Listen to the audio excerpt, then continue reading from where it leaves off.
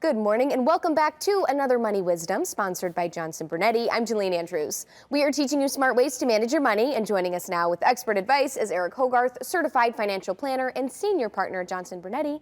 Eric, welcome back. Thanks, Jalene. Good morning. Good morning. Today we are discussing how to avoid the tax trap, and in doing so, keep more of what you've earned in retirement, starting with our first bullet, to strategize your withdrawals. This is huge. Where do you take the money from? And people have said to me, I feel a little silly asking this. I don't really know how to take the money out, but it's a big deal. No stupid questions. There are no stupid questions. Stupid questions are the ones that you think are stupid and you don't ask, and then you look stupid because you didn't ask. So it's a big deal where you take the money from.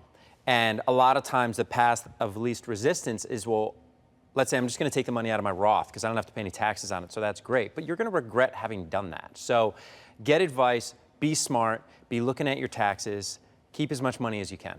All right, next is consider Roth conversions. 100% huge. A Roth conversion is, should I take money out of my traditional retirement account that's done really well and it grew a lot, but I'm going to owe taxes on all that money when I take it out? Should I just take some of the money out now, pay taxes on it, and move it into a Roth? And anyone can do this. Working, retired, a lot of money, little money, whatever. You can all do it. Should I pay taxes on the money now so it'll grow tax-free for the future? And the answer is you probably should.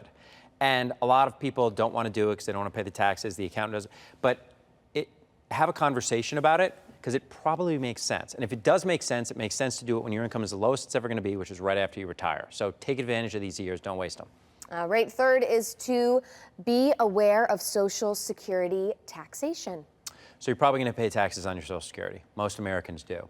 It's a big deal in regards to when you draw your Social Security, not the taxation of it, because you're kind of toast. You're going to pay it. Yeah. But it's a big part of the conversation. Again, if I'm going to do a Roth conversion, maybe I defer Social Security, keep my income lower, pay less tax on that conversion amount. But I'm also an advocate of drawing Social Security sooner rather than later because I don't want you to die never having taken it. But again, this is why we offer so many consultations. Don't go home and make changes based on what I'm saying, but do have a conversation about it, about you. All right, and our last bullet here is to plan for required minimum distributions. A lot of people don't touch their retirement money until they're forced to touch their retirement money. And then they're like, well, I don't need this money, and now I'm just paying the government taxes, and that makes me upset, and can I do anything about it? Not really. So you should do stuff about it earlier. And I'm a big advocate of spending your money. I mean, it's not my goal. You saved it for so long, you might as well enjoy it. I mean, how many people is your goal to die with as much money as possible? Like, people are like, well, I like watching the pile. Like, it's like, whatever floats your boat. But have a plan about spending your money. And it requires a plan. It's not as simple as like, I'm just going to do whatever I want to do. Because that's a daunting thing when you've lived off income your whole life, and now you don't have one. So you need a plan for how to live and spend in retirement and have a great time. All right, tell us about this week's book offer for people interested. It's called Taxes Simplified.